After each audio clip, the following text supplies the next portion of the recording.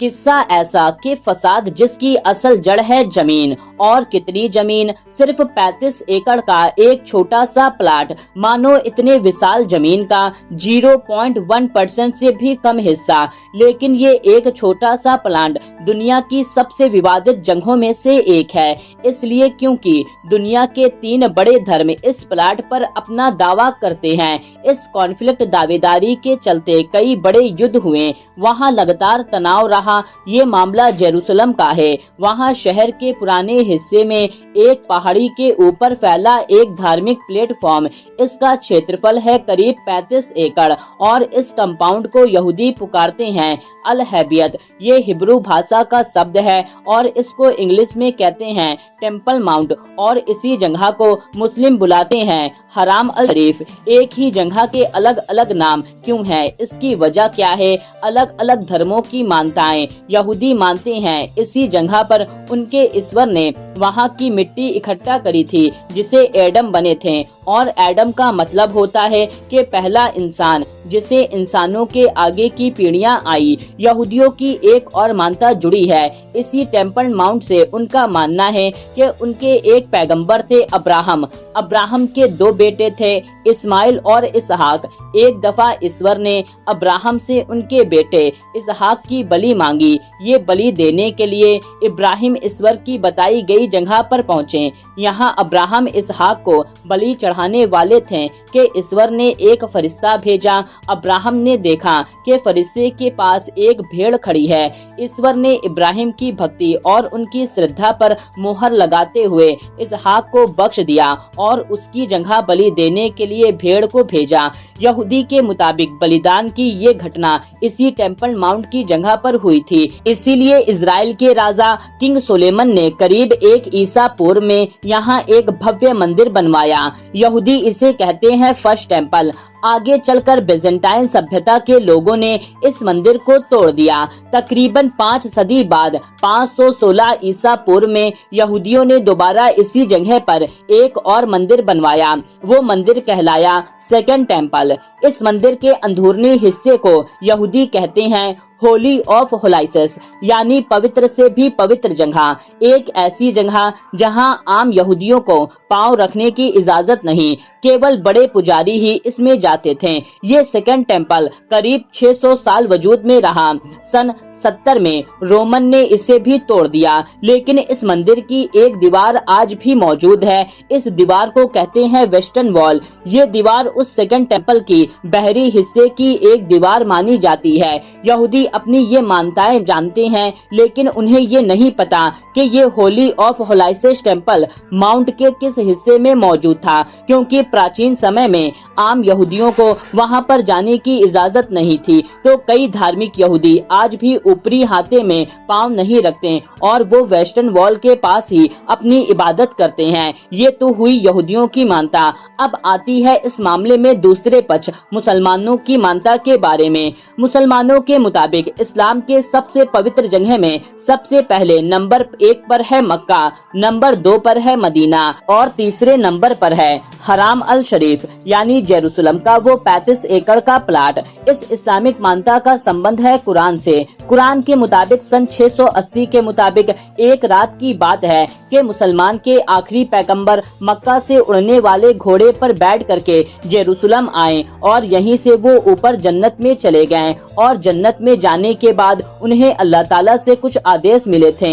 इस आदेश में बताया गया था कि इस्लाम के मुख्य सिद्धांत क्या हैं। सन 632 में पैगंबर मोहम्मद की मृत्यु हुई। इसके बाद से 4 साल के बाद मुसलमानों ने जेरूसलम पर हमला कर दिया। तब यहाँ बिजेंटाइन साम्राज्य का शासन था। मुसलमानों ने जेरूसलम को जीत लिया। मुसलमानों के लिए ये तीसरी सबसे बड़ी जगह इसलिए है क्योंकि यहाँ पर एक मस्जिद मौजूद है जिसका नाम है अल अक्सा।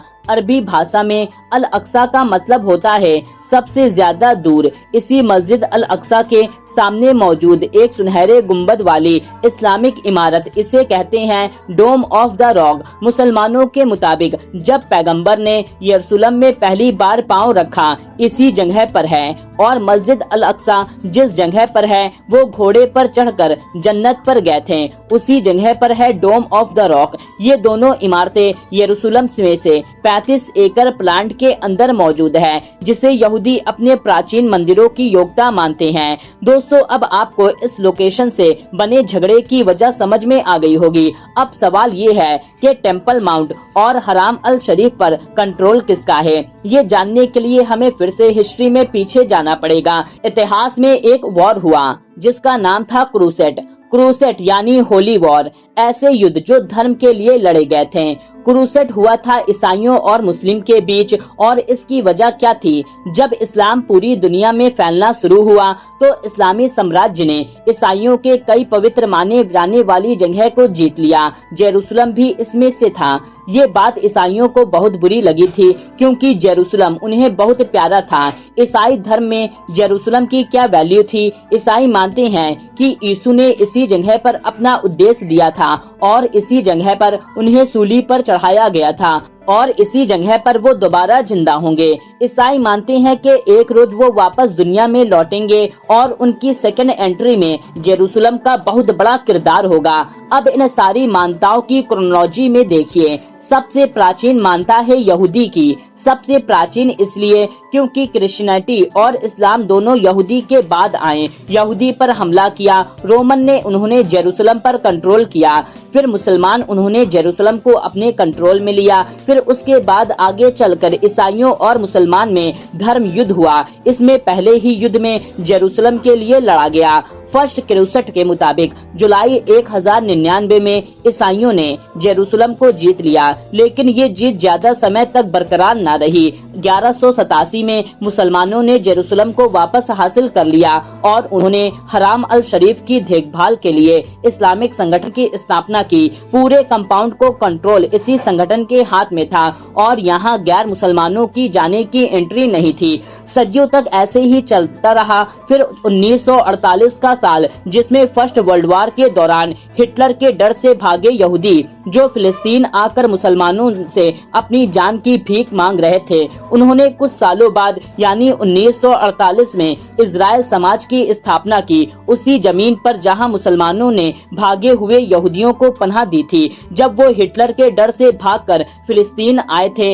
अब यहाँ फिलिस्तीन और इजराइल दोनों अपने अपने दावेदार हैं। यहाँ फिलिस्तीनियों का कहना है कि हमारे देश में दूसरा देश कैसे बनेगा। उनकी मांग थी कि कहीं और जाकर यहूदी देश बनाया जाए। यहूदी इसके लिए राजी नहीं थे। उनका कहना था कि वो और कहीं क्यों जाएंगे, ये जमीन तो उनकी पुरखों की है। उन्हें सदियों तक इस जमीन से बेदखल रखा गया, अब उन्हें जमीन वापस चाहिए। यहूदी की इस दावेदारी का आधार ये है कि उनकी एक किताब हिब्रू बाइबल, इस बाइबल का पहला हिस्सा कहते हैं बुक ऑफ जेनेसिस, इस बुक का एक चैप्टर जिसका नाम है कन्वेंटेड बिटवीन अब्राहम एंड गॉड, इसका मतलब है अब्राहम और ईश्वर के बीच हुआ करार। यहूदियों के मुताबिक उनके पूर्वज अब्राहम पहले मेसोपोटामिया में रहा करते थे।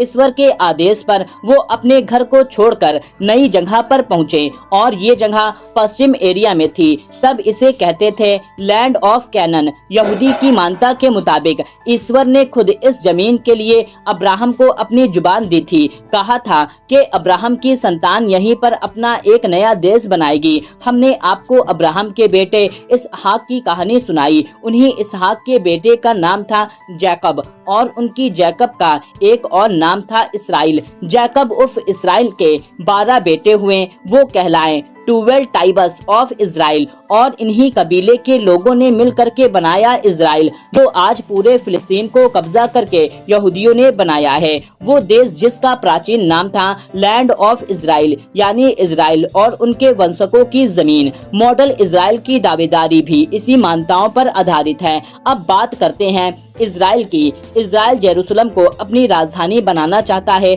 जो राजधानी है फिलिस्तीन की, और फिलिस्तीन के जमीन पर अपना पूरा कब्जा करके इजराइल को पूरी तरह से वजूद में लाना चाहता है, अपनी बाइबल की दावेदारी को दुनिया को दिखा करके। लेकिन उसने मुसलमानों पर जुल्म करके उनको उनकी ही जमीन फिलिस्तीन से भगा रहा है और इजराइल को वजूद में ला रहा है। ये है पूरी कहानी हाल ही में चल रहे युद्ध के पीछे की। आज की इस वीडियो में बस इतना ही। मिलते हैं, तब तक के लिए जय हिंद।